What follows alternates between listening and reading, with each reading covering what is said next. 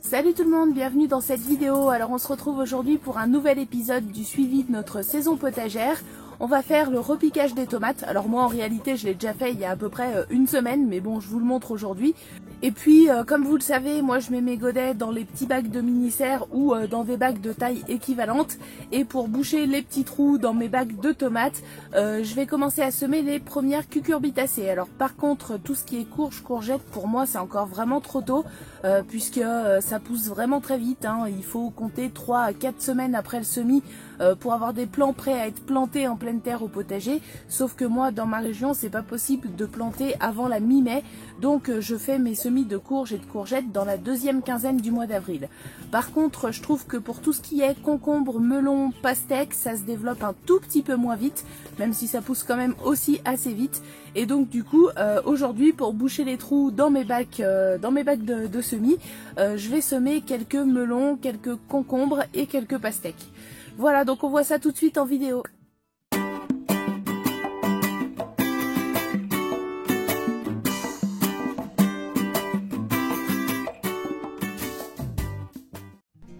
Alors pour ceux qui ont suivi les vidéos précédentes, vous vous souvenez peut-être que j'avais fait mes semis de tomates dans ces plaques alvéolées.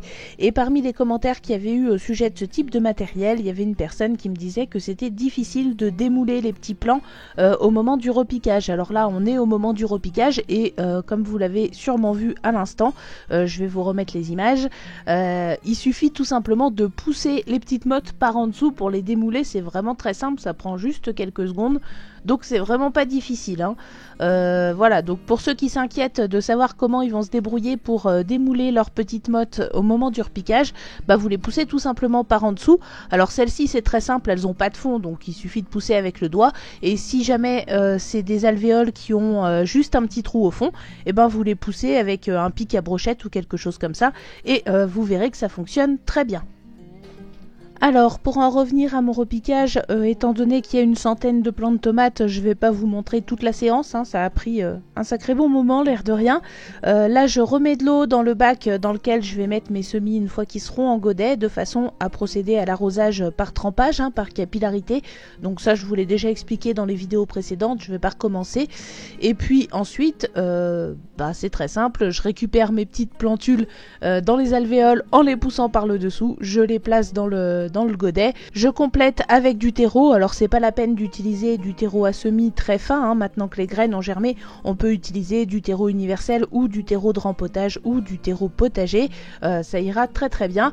Et on fait bien attention quand on repique nos petits plants dans les godets, de bien enterrer la tige le plus possible, c'est-à-dire vraiment jusqu'à la base des cotylédons, parce que le long de la tige des tomates, si vous regardez bien, il y a plein de tout petits poils, et donc quand on enterre la tige des tomates dans le terreau, eh bien ces petits poils vont se transformer en nouvelles racines, ce qui fait que vos plants auront un meilleur enracinement.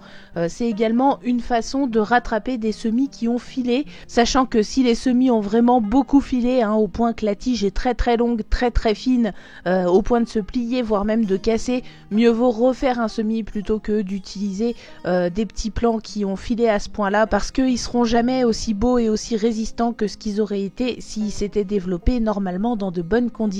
Voilà, donc qu'est-ce qu'on peut dire de plus sur le repiquage des tomates? Bah pas grand chose, hein, il n'y a rien de bien compliqué. On n'oublie pas de remettre les étiquettes pour bien identifier les variétés. Moi j'essaye même de les mettre avec une couleur de godet différente pour bien les repérer. Je les repique, vous voyez, une fois que les premières vraies feuilles sont apparues, mais quand ça file un peu, il m'est déjà arrivé de les repiquer avant même que les vraies feuilles apparaissent, c'est-à-dire quand il n'y a que les cotylédons, et ça fonctionne très bien aussi, il n'y a pas de souci. Vaut mieux les repiquer rapidement plutôt que de les laisser filer à un point où le semis sera pas forcément rattrapable.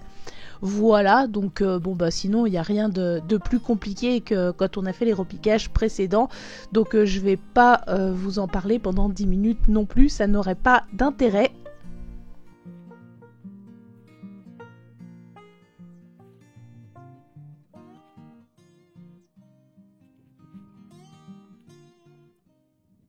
Alors comme vous le voyez dans le petit bac à droite de l'image, j'ai une série de tomates et il me reste encore un petit peu de place dans ce bac de mini-serre et je vais donc en profiter pour y ajouter les premiers semis de melons.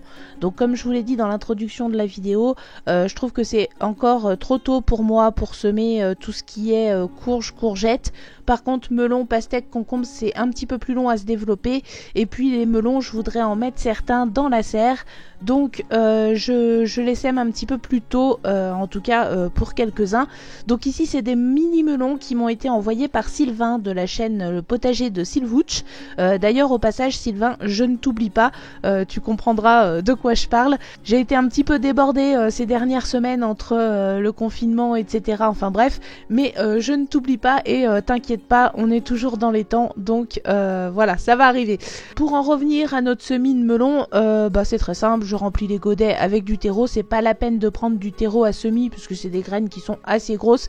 J'utilise donc le même terreau que pour le rempotage de mes tomates, à savoir du terreau potager, et je mets 2 graines par godet, sachant que je pourrais n'en mettre qu'une, mais bon j'ai l'habitude d'en mettre 2 et si jamais les 2 lèvent, et bien tout simplement je viendrai les démarier.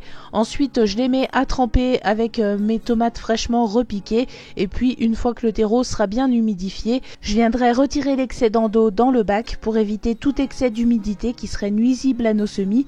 Ça pourrait provoquer la pourriture des graines ou un développement de champignons indésirables comme par exemple la fonte des semis.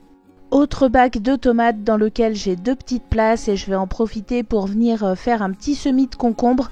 C'est vraiment les tout premiers semis, je ferai d'autres semis plus tard dans la saison, mais là c'est les tout premiers, c'est vraiment juste pour boucher les trous et c'est probablement ceux qui iront dans la serre, raison pour laquelle je m'y prends un peu plus tôt.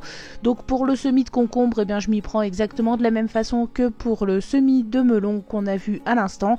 Je remplis le godet avec un terreau qui n'a pas besoin d'être très fin, du terreau universel, ça convient très bien.